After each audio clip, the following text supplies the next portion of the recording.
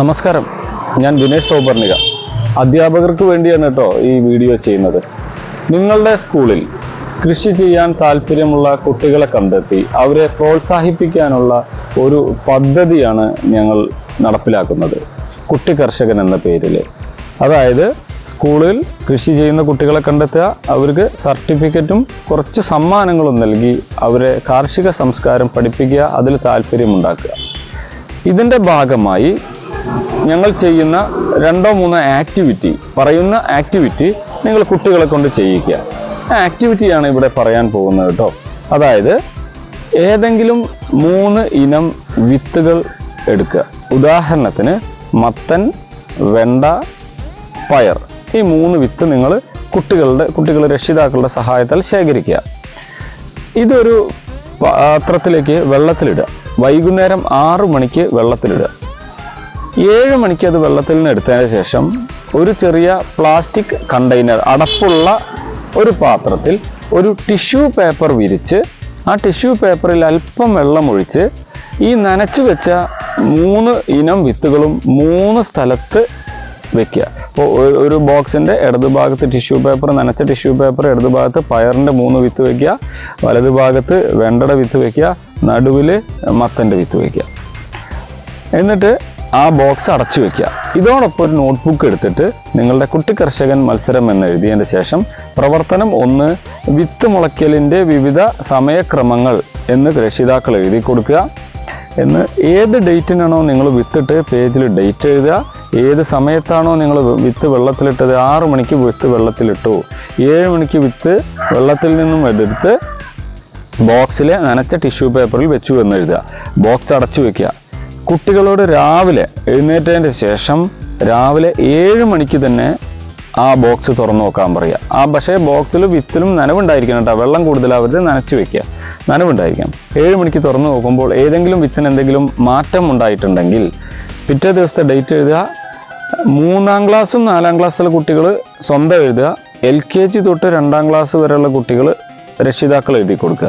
അപ്പോൾ പയർ വിത്ത് ബൾജായിട്ടുണ്ട്, വണ്ണം വെച്ചിട്ടുണ്ടെങ്കിൽ പയർ വിത്ത് വീർത്ത് നിൽക്കുന്നുണ്ട് എന്ന് എഴുതുക.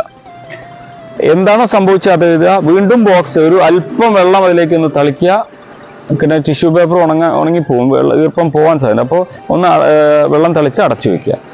വൈകുന്നേരം 7 മണിക്ക് കൃത്യം വീണ്ടും തുറന്നു നോക്കുക. അപ്പോൾ എന്ത് സംഭവിച്ചു എന്ന് എഴുതുക, ബുക്കിൽ എഴുതുക. അതേ ഡേറ്റിൽ തന്നെ സമയം മാറ്റി എഴുതിയിട്ട് അത് എഴുതുക.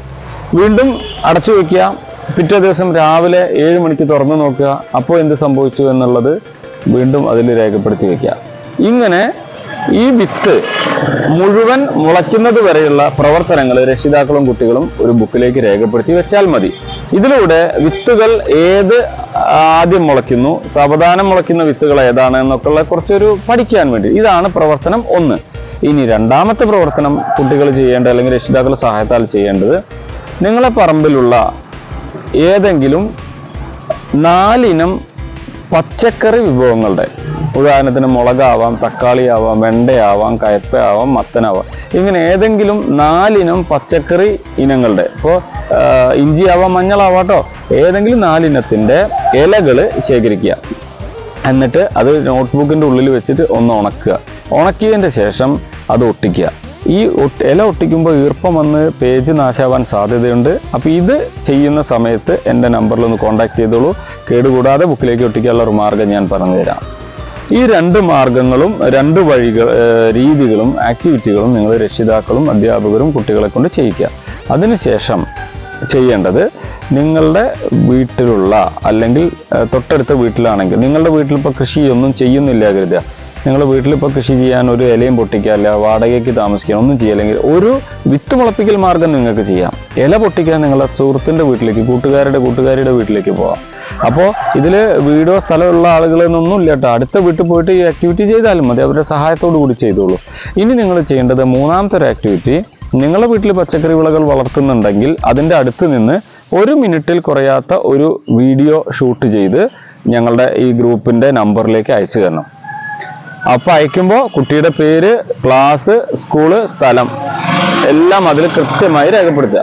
അതിന്റെ താഴെ മെസ്സേജ് ആയിട്ട് ഇട്ടാൽ മതി. ഇനി നിങ്ങളുടെ വീട്ടിൽ പച്ചക്കറി വിളകൾ ഇല്ല എന്ന് കരുതുക, നിങ്ങളുടെ തൊട്ട വീട്ടിൽ ഒരു കുട്ടിയുടെ കയ്യിൽ മുളകും തക്കാളിയൊക്കെ വളർത്തിയിട്ടുണ്ടെങ്കിൽ നിങ്ങൾ ആ കുട്ടിയുടെ വീട്ടിൽ പോയിട്ട് അതേ വീഡിയോ, ആ കുട്ടി ചെയ്ത് കഴിഞ്ഞതിന് ശേഷം അതേ വീഡിയോ നിങ്ങൾ കൂടി അവിടെ നിന്ന് റെക്കോർഡ് ചെയ്ത് വെച്ചാലും മതി.